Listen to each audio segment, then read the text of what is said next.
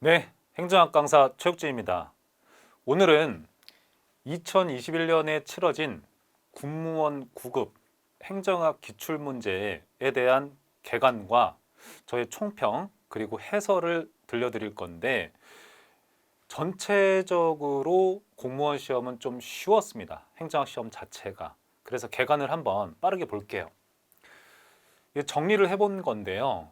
좀 특징적인 부분이 있어요. 일단은 처음에 행정학 총론의 기출 빈도가 매우 높습니다. 이거는 저의 교과서를 기준으로 말씀을 드리는 것이고 군무원 시험의 일반적인 특징 중에 하나라고 인지하셔야 돼요. 군무원 시험 같은 경우에는 행정학의 경우에 총론의 출제 비중이 되게 높은 편이에요. 예를 들어서 9급뿐만이 아니라 7급에서도 행정학 총론이 꽤 많이 출제가 됐어요. 9문제나 나왔었거든요. 9급은 8문제가 출제되었다. 전반적으로 나머지는 고르게 출제가 되었는데 재무행정이 다른 파트에 비해서는 강론에서 많이 나온 편이 되겠습니다. 자, 그리고 어려운 문제를 봤을 때는 25번 문제 그리고 20번 문제 정도가 있겠어요. 특히 이 20번 문제 같은 경우에는 저는 개인적으로 저 강사로서 판단을 했을 때 출제 기간에 오류라는 생각이 들어요. 여기에 대해서는 이따가 제가 설명을 드릴게요. 어찌됐건 간에 뭐 20번 문제가 오류의 여지가 있다고 하더라도 여러분들이 온전하게 공부를 잘했다면 합격하는 데는 지장이 없었어야 돼요. 이번에 군무원 시험을 보고 나서 논란의 여지가 좀 많다. 학생들 사이에서 분분한 어떤 견해들이 좀 많았었는데 작년 시험 있죠? 2020년 9급 문제 같은 경우에는 제가 봐도 좋지 않은 문제가 대다수였고 문제의 오류도 많았었기 때문에 복수 정답이라든가 모두 정답 문제가 총 4문제나 있었죠. 9급을 기준으로 해서. 그런데 올해 같은 경우에는 특별한 문제가 없습니다. 다만 20번은 오류가 있어요. 제가 봤을 때는. 어찌됐건 이 한 문제만 좀 문제가 있는 것이지 나머지는 큰 문제가 없으니까 공부하실 때 딱히 여러분들이 어려움에 있다, 뭐 이렇게 혼란스러워할 필요는 없어요. 전체적인 저의 생각을 한번 보자면 우수 점수는 88점 이상이면은 아주 잘하신 거예요. 이번에 전체적인 9급 공무원, 9급 군무원 시험의 필기 합격선 있잖아요. 그게 81점이에요.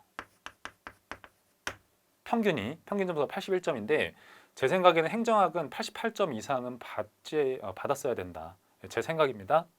두 번째, 총론이 8문제는 출제되었다.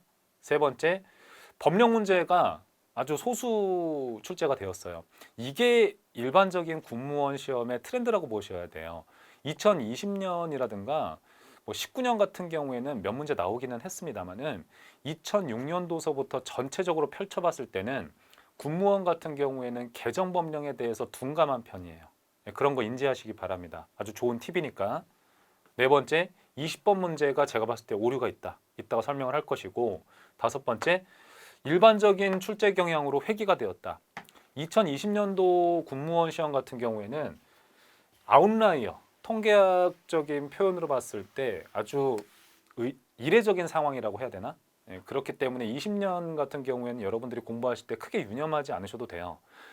그래서 그런지 20년 이전에 군무원 행정학 출제 경향으로 회귀가 되었다. 그러니까 공부하실 때 너무 지엽적으로 공부하지는 마세요.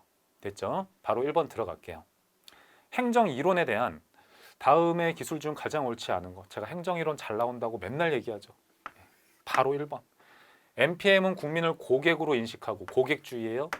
공공부문에 시장의 원리를 도입하고자 한다. 기업의 운영 논리를 정부에 적용하는 거지. 이번에 거버넌스로는 정부, 시장, 시민사회 간의 협력 체계를 의미하며 세 번째, 신제도주의는 제도가 중요하다고 해요. 자, 그런데 제도가 개인과 조직, 국가의 성패를 결정한다고 보진 않습니다. 실제 시험장에서 여러분들이 문제를 푸실 때 이런 것들은 새로운 선지잖아요. 그러니까 삼각형 표시를 하고 일단 4번부터 보자면 신행정학은 행태주의와 논리실증주의를 비판하면서 등장하였다. 이거는 명백하게 맞거든요. 1번, 2번, 1번은. 그러니까 여러분들이 3번이라고 택을 하셔야 돼요. 예를 들어서 후기행태주의가 있었어요. 이것은 비판하면서 나왔습니다. 누구를 비판하면서 나왔어? 행태주의 이론을 비판하면서 나왔고 후기행태주의의 영향을 받아서 나온 게 신행정학이죠. 문제 푸실 때 신행정학과 후기행태주의는 똑같다고 보셔도 돼요. 그러니까 행태주의를 비판하는 입장에 있는 거예요. 됐죠? 우리 신제도주의는 현상을 설명할 때 제도의 중요성을 어필하는 것은 맞는데 이 자체가 국가의 성패를 결정한다 이렇게 극단적으로 얘기하지는 않습니다. 그래서 3번 정답.